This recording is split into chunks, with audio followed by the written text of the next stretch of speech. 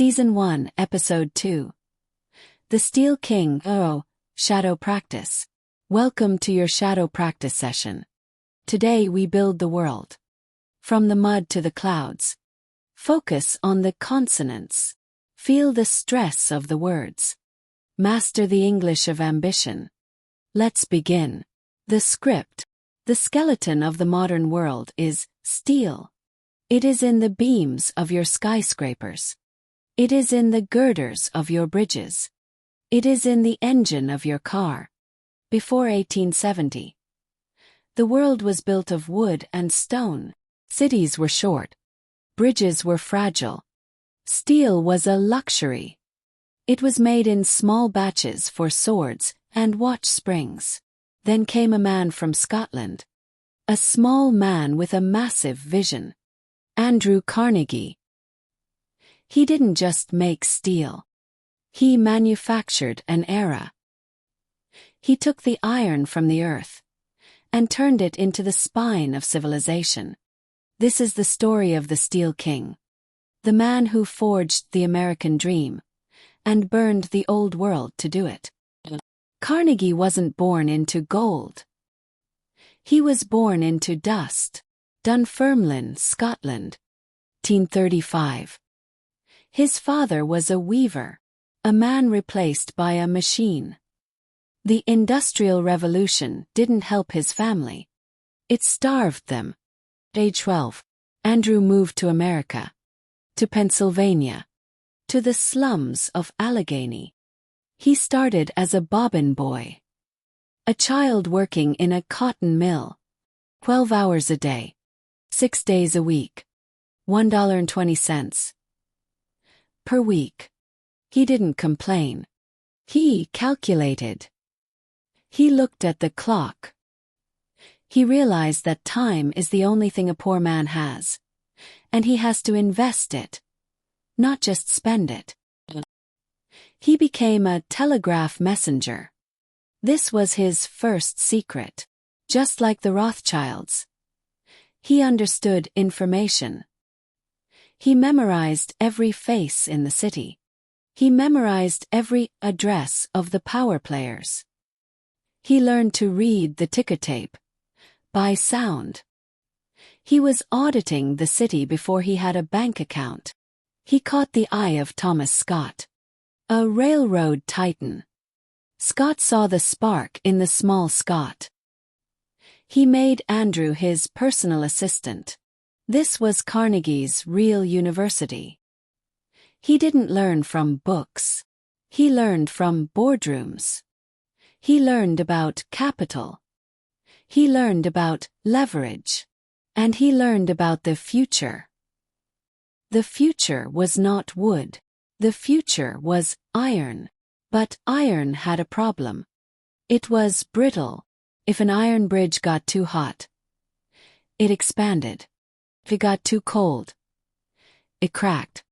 Railroads were snapping like dry twigs. Carnegie saw a new technology in England. The Bessemer process. A way to blast air through molten iron to burn out the impurities. It turned iron into steel. In minutes, not days. It made steel cheap.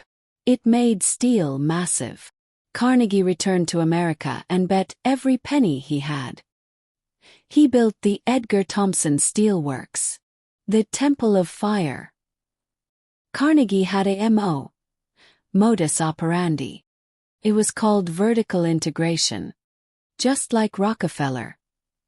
He hated middlemen. Why buy iron ore from a stranger? Carnegie bought the mines. Why pay a railroad to move it? Carnegie bought the trains. Why pay a ship to cross the lake? Carnegie bought the fleet. From the dirt in the ground to the beams in the sky. Andrew Carnegie owned the flow. He drove the price of steel down from $65 a ton to $12 a ton. He democratized the height of cities. He made the skyline possible. But the cost was not just financial. The cost was human. Let's talk about the shadow of the Steel King. Homestead, 1892. Carnegie wanted lower costs. That meant lower wages. His partner, Henry Clay Frick, was the hammer.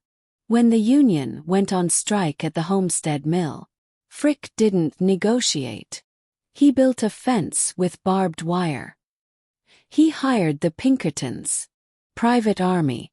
A war broke out. On the banks of the Monongahela River. Fire. Bullets. Carnegie was hiding in Scotland during the violence. He wanted to keep his hands clean, while Frick bloodied the floor. The strike was crushed. The Union was destroyed. The Steel King had won.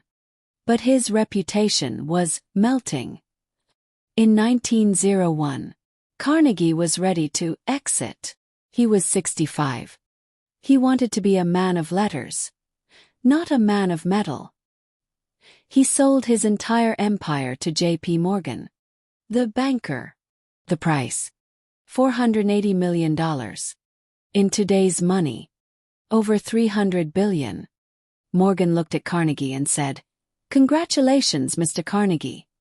You are now the richest man in the world." But Andrew had a philosophy. He wrote a book called The Gospel of Wealth. He said, "The man who dies rich, dies disgraced." He believed that wealth was a trust, given by the community, to be returned to the community. He didn't give handouts. He gave ladders. He built 2,509 libraries. He wanted every bobbin boy to have the information he had. He founded Carnegie Mellon University. He built Carnegie Hall. He tried to buy world peace. He spent his final years desperately trying to give away the mountain of gold he had built on iron and blood. So, what is the audit of the Steel King? He was a visionary who built the modern world. He was a ruthless boss who crushed the worker. He was a saint who gave away his fortune. He was a sinner who stole the time of his employees. He was the American paradox. Today, we don't look at steel anymore. We look at silicon. We look at software. But the process is the same.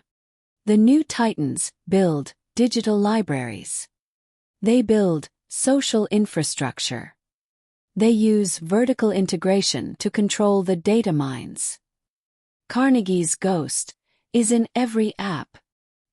He taught the world that wealth is a tool for legacy. He taught the world that the scale of your ambition determines the height of your empire. But he also taught us that no amount of gold can wash away the blood on the gears. The kiln is cold. The mines are quiet. But the steel remains. It is the silent skeleton of your life. Every time you walk into a skyscraper, you are walking inside the ambition of a 12-year-old boy from Scotland. The king is dead. But the kingdom is calculating. Stay sharp. The metal is hard. But the mind is sharper.